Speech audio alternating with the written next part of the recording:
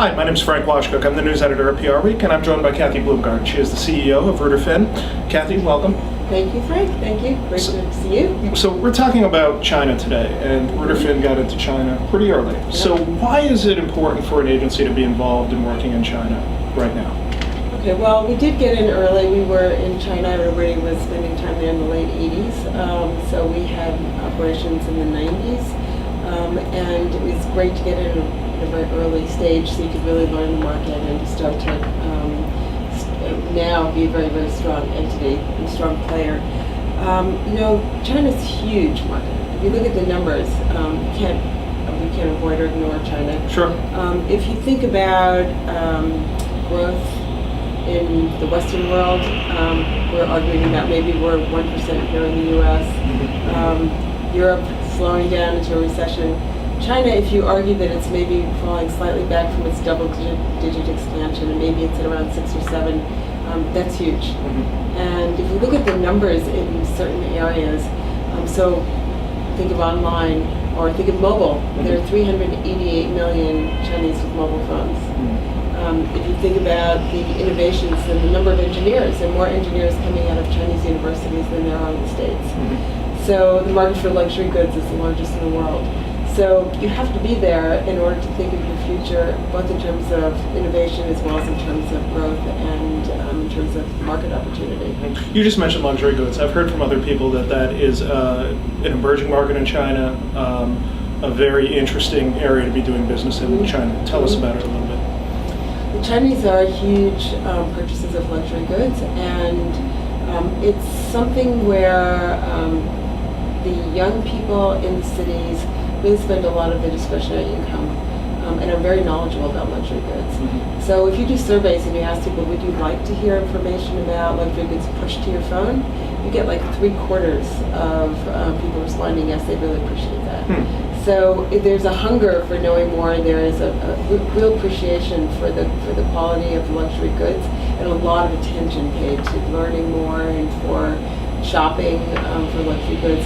Used to be the Chinese would actually travel to Hong Kong or wherever in order to purchase luxury goods, and more they're purchasing online and staying at home.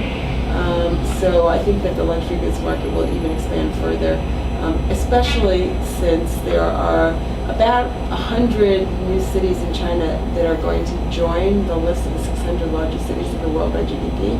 So the amount of purchasing power that you're going to see is really going to explode even further. Tell us about the other main cultural and even economic differences between the states and between what's happening in China right now.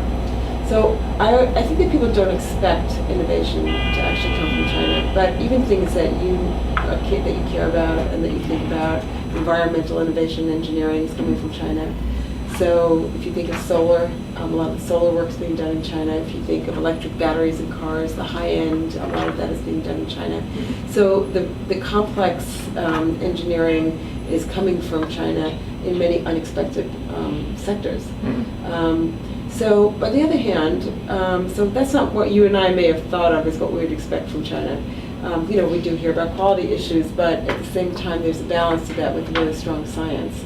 At the same time, if you think about the willingness to start a business, Chinese are a little reticent. They don't like to fail. So there's an inbred cultural feeling that we really need to be successful if we start a venture and start down a certain path.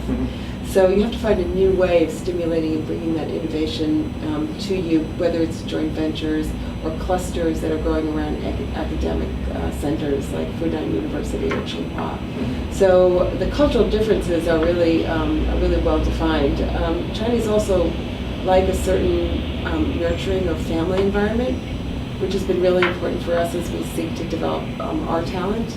You need to really create the kind of culture and climate even within your agency where there's a lot of coaching, a lot of mentoring, a lot of time spent to make sure people are really, we do staff satisfaction surveys quite regularly once a year. So I think that there's a slight difference in terms of the way the kind of culture and the way you relate to people that differs from other countries. And you just mentioned talent development right now. What are the other major differences as far as being an agency owner that's an American that operates in China, what are the major differences that you Well, see? I think it's very hard when you are going to bring foreigners to manage the operations. So we've worked really hard on growing talent, and of our 4 general managers, all of them were internally developed. And of our 220, 230 people in China, we have just really a handful of Westerners. So I think that really the real focus is on making sure that we grow and that we really nurture the Chinese talent that we have within the agency. Right. And, you know, even here in the States, the media is changing dramatically. Yes. What are the main ways that the media is different over there than it is here? Well, there really is a blurring more and more, as there is everywhere, between the online news as well as print and broadcast.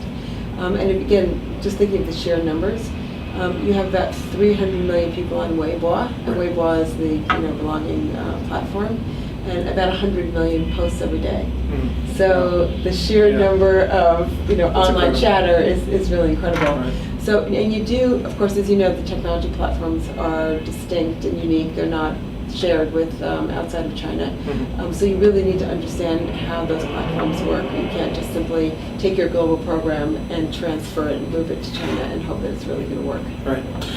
Again, this is Kathy Bloomgarden. She's the CEO of Reuter Finn, and I'm Frank Washkuch, the news editor of PRWeek. Thanks again.